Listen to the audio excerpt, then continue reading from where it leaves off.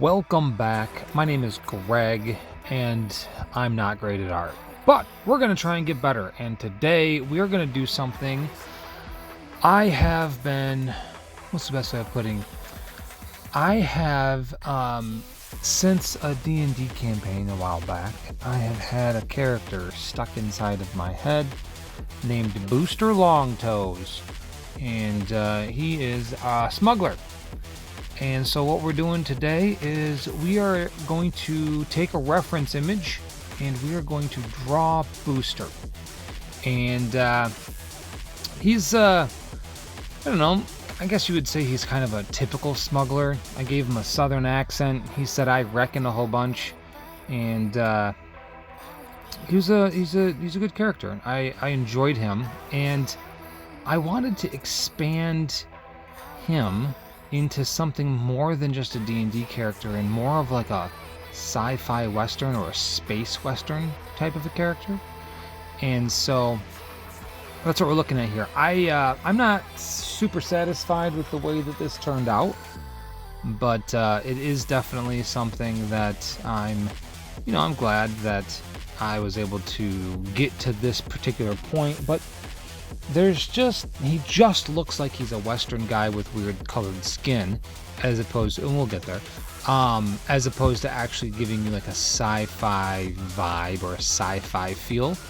And so that's something I've got to, I guess figure out how I can make him look a little bit more sci-fi. But so, one of the things in the campaign I had, and one of the main points of the character, is he started off as a tiefling, but he had some crazy horns, and instead of wearing a hat like a normal person, he draped his hats that he had on the horns that came off the front of his head, and almost like his horns were a coat rack. And it just kind of became this over-the-top ridiculous thing where in a new scene would come up and he'd have a different shaped hat, and the DM gave me a lot of liberty there. The hats didn't really mean anything. It's like having a different colored shirt every single time the scene moves or whatever. But it allowed for some really fun role play type experiences. And so what the main point of this was to just explore and see if we could figure out a form for Booster. And the main thing there was also getting some practice making some hats. And I actually like this one. It's got a little bit of like a fedora shape to it, where it's a little bit pointed, flat top and wide flat brim. And so I like the hat. I just it doesn't really fit with the character, because again, there's this guy you can see right here, doesn't have any horns. So, but that's fine. It doesn't have to be a perfect situation. Like I said, the main thing here was the hat. One of the things that you'll notice if you're looking at this is perspective is very, very off. And I noticed it as I was going. The spot where I kind of designated the front of the hat is crooked on his head. So we'll have to see if we can't touch that up. The reference image, which you can obviously see, is one of those things where I just was kind of looking for the, what's the right way of putting it? The perspective or the overall shape, but I wanted to use my character, and my character's bald, and so there's no hair. But nose is too small, and we just overall, I think that what's the right way of putting it? It worked out well, but it was definitely more going on here that I thought I would not have an issue with, that I had an issue with.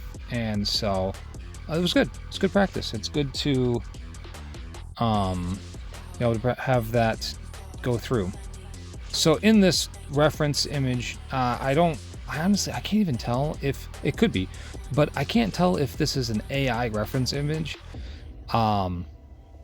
When you look closely at like the eyes, oh yeah, see, I noticed the hat was messed up. But when you look closely at the eyes and whatnot, it doesn't feel like it was created by a person. The eyes just feel off. Everything feels kind of wonky about it. So I just don't know. I don't know. But for what I'm doing, I'm not that worried about it. It's, I'm not a huge fan of AI art, but just to use it as a reference, if it's your art or you know whose it is, let me know. I will happily give them credit. Not that there's like a whole bunch of people that are going to see this, but you know what I'm saying. Anyways, we got this little guy here. Again, he's bald, and he was a red tiefling, so he has red skin, and so that's something that we'll address later. I do end up watercoloring this at some point, but I gotta get better at the markers. The markers that I have, the watercolor markers, I don't have a lot of different colors, and so the options are very limited on exactly how you want to portray the colors. And so that's definitely something I gotta work on and get better at. But you can see here we got like a long, like a duster, like a Western style duster type of deal. And one of the things I really played with the idea of, or I should say thought about, was having the eyebrows not completely like attached to the body and kind of almost like floating up in the hat. I decided not to, and just have the hat's brim just be right on the top of the eyebrows. But that was something that I had definitely looked at and thought about. So, all right, well, I'll probably jump back in here as we start getting into inking and whatnot. But I just wanted to give you an idea of where this particular character came from.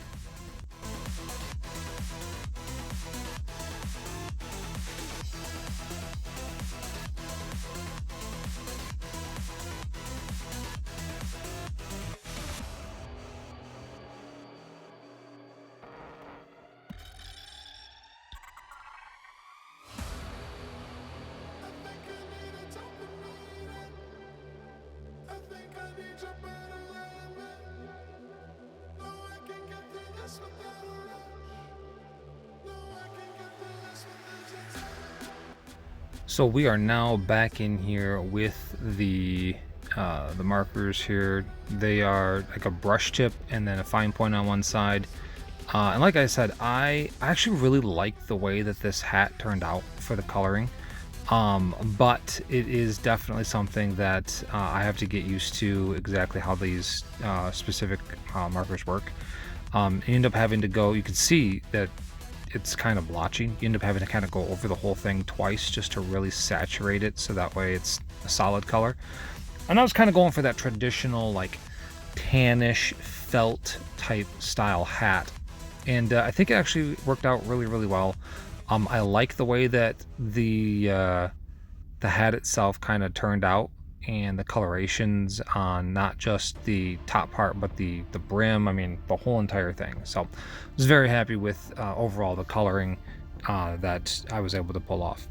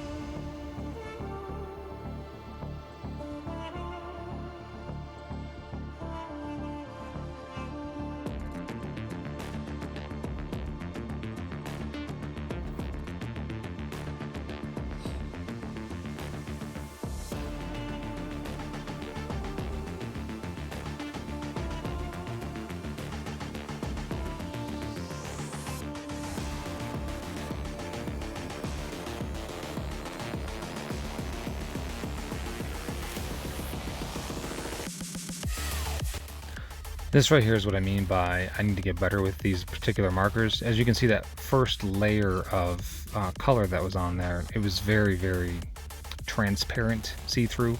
Ended up having to go over it again, and then because I went over it again, it's no longer even, and so you can see that the one side of his face is darker than the other, so I didn't decide to go back over it again. And I don't know if you know tips, tricks on what's going on here, or if maybe I'm just doing it right and it just feels weird, then, you know, whatever, that's fine. But I was trying to play with the shadows here and kind of delineate this line on his face where the shadow from his hat is coming in, which you can see in the original. And then the bottom part, I used gray as opposed to the darker red to just try and take that red that it was and just darken it up a little bit, so it's not quite as much of hat shadow and it's more just like face shadow. But yep. So yeah, we're on to Duster now, and kind of the same idea. You can kind of see there's the shadow line, but this is the same thing. As I'm using these markers, you can very easily see the actual like brush strokes, I guess you could call it, and then so I end up going over all of it again to try to just kind of blend it all in and whatnot. But then it becomes very challenging once it's blended in like that to give it any kind of depth and make it look like anything other than just a 2D flat thing. So like I said, if you've got good ideas or tips or tricks or anything, then let me know.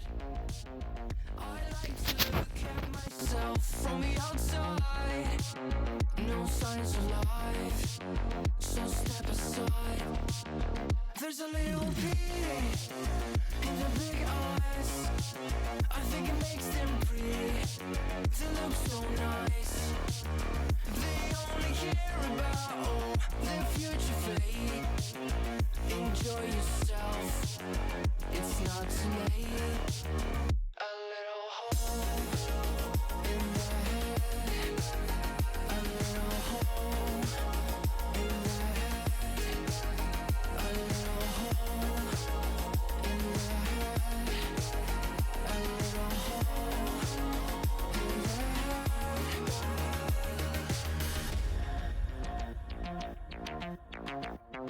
There's a great pain in my tight heart.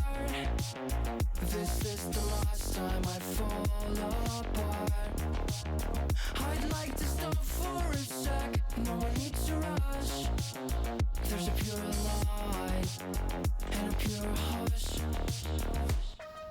So as we enter the line work here, just trying to give the outline and whatnot, I've got the option of using the fine point or the brush tip on the pen, and I tried a little bit of both, but it seems like the fine point bleeds out a lot more than the brush, and so I used the brush, but then some of these lines got ridiculously thick.